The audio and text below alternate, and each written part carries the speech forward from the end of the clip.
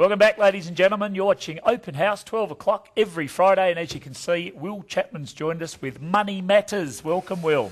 Gentlemen, thanks for having me. Pleasure. Money matters, and doesn't it? It just sure does, absolutely. Makes the world go round. Now, you were sitting listening to Tony Matthews with apartments. My question to you is, what sort of return can you expect on an inner city apartment, Will? It's a broad question. We would expect an inner city apartment to have a greater yield, so a greater actual income associated with the property than what you're going to see in some of the outlying suburbs. And generally with a residential property, you might be looking at something, say, between really 4 and 5.5%, but we try to aim obviously between 4.5%, 5.5%.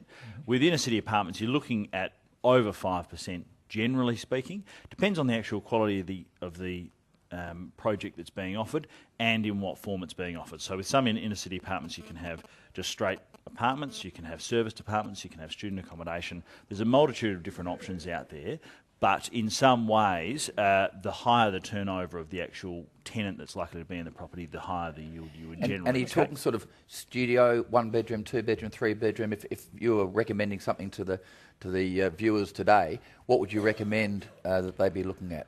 Well, certainly 1 bedroom is fine. Studio, it depends on what the studio actual layout is. Some of the smaller studios can be a bit tougher to find a tenant for, but by the same token, many of the international students that are coming in, they look for that type of thing specifically. So generally, if you're looking at a standard apartment, 1 2-bedroom is fine. 3-bedroom, actually, you might find that it's actually a bit harder because 3-bedroom is generally a family. That might be a bit more difficult to actually attract a tenant and that sort of stuff. There's nothing wrong with that. People who want the space are, in many cases, absolutely prepared to pay for it. And so in some cases, you can actually get a higher yield per metre squared.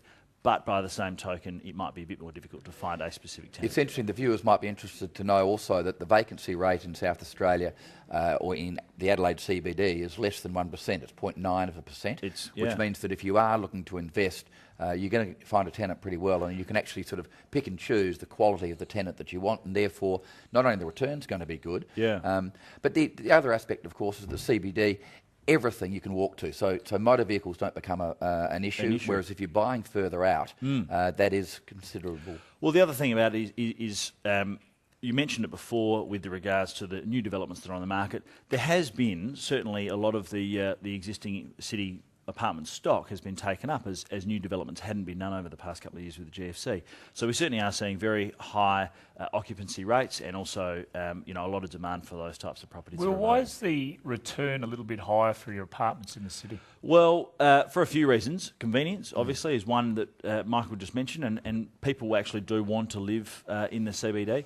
Depends on the actual individual apartment and what's being on offer. One of the things about Adelaide that we tend to see is the entry price, and Tony was talking about with the apartments, you're sort of talking something that has a 1 in front of it, which is very difficult to find. That's amazing, isn't it? But giving them away, Tony. That's right. But even if it's, say, 300,000, if you go to something in the CBD in Melbourne, you're going to be looking at 750, 800, 900,000. If it's in Sydney, it's even higher again. So certainly from a yield perspective, the amount of rent that you'll get, the entry prices are quite low for the CBD in Adelaide. Fantastic. And it's I mentioned before about the motor vehicles. What we're finding a lot, especially with the larger apartments, the people who are actually selling up from the suburbs, perhaps the eastern suburbs, and coming to live in the city, they do only need 1 car from there on in. Absolutely. And not only is getting access to motor car parks, but also the fact that it's become so much cheaper to live, without the second car and the running costs and so on. And they're prepared to pay a bit higher rent for those conveniences. It is a pure convenience factor. There's no question. If you're comfortable with that type of lifestyle, it's a great way to go. Very little maintenance. Most things are generally done. The service, management of the actual property itself is done very well these days. So, and the quality of fit outs is getting better and better too. Absolutely, yeah. And that probably means we're being environmentally friendly. Absolutely. There we go. It's a winner all round. Hey, you got that on your advertising materials, Tony? It's a green show. Green show. I can never quite work out why the Greens are run by a guy called Brown. But anyway, that's another story.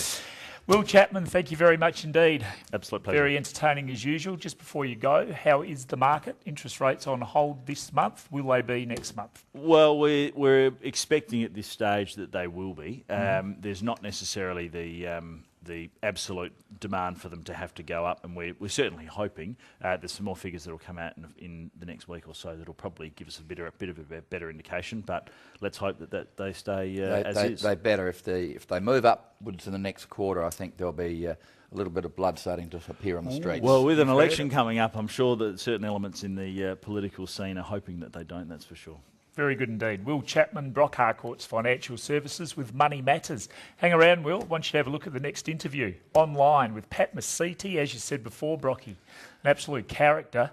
Tough life. Started off and he could have gone either way, he tells us. He could have ended up in jail, or he could have ended up doing the good that he does for everybody these days. So a really interesting guy. I think you'll enjoy our next interview, Pat Mesiti.